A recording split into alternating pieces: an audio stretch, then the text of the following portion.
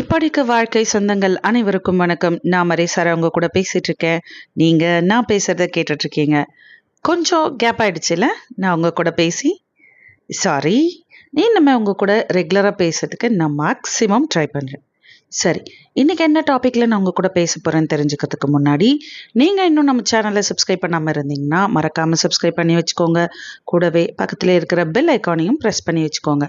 அப்பதான் நான் பேசும்போதெல்லாம் நான் வீடியோஸை போஸ்ட் பண்ணுவேன். அந்த வீடியோஸ் உங்களுக்கு நோட்டிஃபிகேஷன்ல வரும். நீங்க மிஸ் பண்ணாம பார்க்கவும் கேட்கவும் முடியும். சரி, இன்னைக்குள்ள டாபிக் உள்ள போயிடலாமா? ஸ்ட்ரேஞ்சர்ஸ் பத்தி தான் நான் இந்த வீடியோல பேச போறேன். நம்ம லைஃப்ல எல்லாருமே நாம மீட் பண்ற எல்லாருமே ஏதோ ஒரு வகையில என்னைக்கோ நம்மளுக்கு ஸ்ட்ரேஞ்சர்ஸா இருந்தவங்க தான். எக்ஸப்ட் நம்ம அப்பா அம்மா, நம்ம கூட பிறந்தவங்க, ரிலேட்டிவ்ஸ், இப்படி.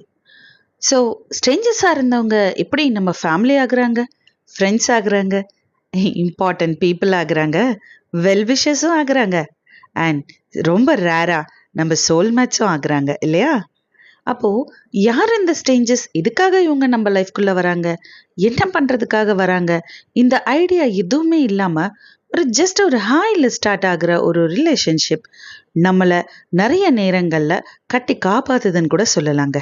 இன்னும் எஸ்பெஷலி நம்ம ரொம்ப உடைஞ்சு போயிருக்கும் போது, வாழ்க்கையில இதுக்கு மேல ஒண்ணுமே இல்லடா, நான் வாங்காத அடியே இல்லை, ஐயோ ஆண்டவா ஏன் எனக்கு இதெல்லாம், ஐயோ எனக்கு மட்டும்தான் இப்படியா, நான் அவ்வளோதான் முடிஞ்சு போயிட்டேன், என் வாழ்க்கையே போச்சுன்னு ஒரு ஸ்டேஜில் நிற்போம்ல.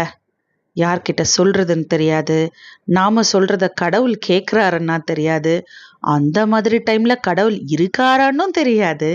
இப்படி பல விதமான குழப்பங்கள். அடுத்து என்ன பண்ண போறோம், என்ன செய்யறது, எப்படி இதுல இருந்து மீண்டு வர்றது, எப்படி நான் என்ன ஹீல் பண்ணிக்கிறது, இப்படியான ஒரு பெரிய கன்ஃபியூஷன் நமக்கு இருக்கும்போது, ஏதோ ஒரு மீடியா மூலயமா, அது ஃபேஸ்புக், வாட்ஸ்அப், ட்விட்டர், எதுவா வேணும்னாலும் இருக்கலாம், அது மூலயமா ஏதோ ஒரு ஸ்ட்ரேஞ்சர் ஹாய் அப்படின்னு வருவாங்க. அது வரைக்கும் நம்ம ஸ்ட்ரேஞ்சர்ஸ் கிட்ட நான் பேசுறதில்ல, எனக்கு தெரியாதவங்க கிட்ட நான் பேச மாட்டேன்ற ஆட்டிடியூடோட தான் இருப்போம். ஆனால் அந்த டைமில் யார் இவங்க, ஏன் நம்மளுக்கு ஹாய் ஹவர் யூன்னு கேட்குறாங்கன்னு ஒரு இன்ட்யூஷன் தோணும். நம்ம பேச ஆரம்பிப்போம். அந்த டைமில் அவங்க நம்மளுக்கு ஒரு ஹீலிங் தெரப்பியாக இருப்பாங்க. அதுக்கடுத்து அவங்க நம்ம லைஃப்பில் இருப்பாங்க, இருக்க மாட்டாங்க. சம்டைம்ஸ் அதுக்கடுத்து அவங்க கூட நம்ம டைமும் ஸ்பெண்ட் பண்ண மாட்டோம், மறந்து கூட போக வாய்ப்புகள் இருக்குது.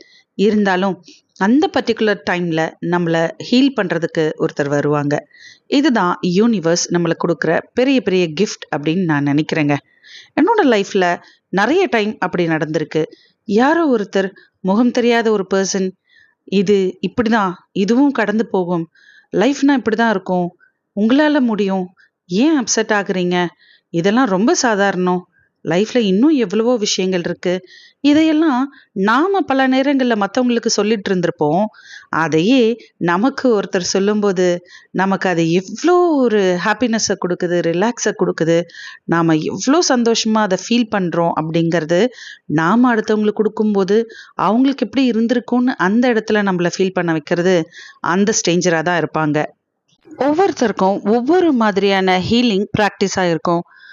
கோவம் வரும்போதோ இல்லை அப்செட்டாக இருக்கும்போதோ எனக்கு பாட்டு கேட்குறது பிடிக்கும்னு சில பேர் சொல்லுவாங்க, எனக்கு தூங்குறது பிடிக்கும்னு சில பேர் சொல்லுவாங்க, எனக்கு ஃபுட் ஆர்டர் பண்ணி சாப்பிட்றது பிடிக்கும்னு சில பேர் சொல்லுவாங்க, இல்லை எனக்கு புக்ஸ் படிக்கிறது பிடிக்கும்னு சில பேர் சொல்லுவாங்க. ஸோ ஒவ்வொருத்தரோட ஹீலிங் தெரப்பி அப்படிங்கிறது டிஃபராக தான் இருக்கும்.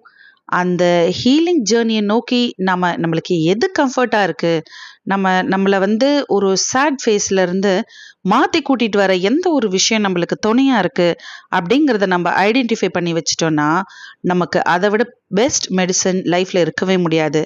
நம்ம லைஃப்பில் யாரோ ஒருத்தர் ஸ்ட்ரேஞ்சராக வந்த ஏதோ ஒரு பர்சன் எப்போவுமே நம்ம கூட இருக்காங்க. நமக்கு especially when we are in need, அந்த டைமில் நம்மளுக்கு அவைலபிளாக இருக்காங்க. எப்போவுமே நான் ரொம்ப அப்செட்டாக இருக்கேன், எனக்கு என்னென்னு தெரியல, ஒரு மாதிரி இருக்குது, என்னென்னே புரியல, என்ன பண்ணுறதுன்னு தெரில, இப்படி சொல்லும்போது சரி நான் இருக்கேன் உனக்கு, நான் கேட்குறேன், என்ன பிரச்சனை சொல்லு அப்படின்னு கூட உட்கார்றதுக்கு ஒரு பர்சன் இருக்காங்கன்னு வச்சுக்கோங்களேன். அவங்க தாங்க precious gift in your life.